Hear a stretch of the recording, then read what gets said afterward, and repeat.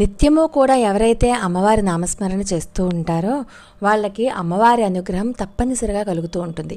ఇప్పుడు మనం చెప్పుకోబోయేటటువంటి నామంని ఎవరైతే నిత్యము ఆరాధిస్తూ మననం చేసుకుంటూ జపం చేసుకుంటూ ఉంటారో అలాంటి వాళ్ళకి సకల దరిద్రాలు పోతాయి.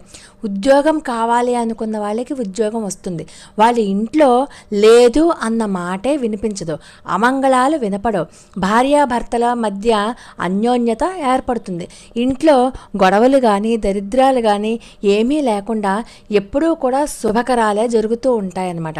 అమ్మవారు ఆ రకంగా వాళ్ళని తీర్చిదిద్దుతుంది. కాబట్టి నిత్యము కూడా ఈ నామాన్ని ఎవరైతే జపిస్తూ ఉంటారో వాళ్ళు మంగళాలను మాత్రమే కలిగి ఉంటారు అనడంలో ఎటువంటి సందేహం లేదు. ఆ నామం ఏంటంటే శ్రీ సర్వమంగళాయై నమః, శ్రీ సర్వమంగళాయై నమః, శ్రీ సర్వమంగళాయై నమః.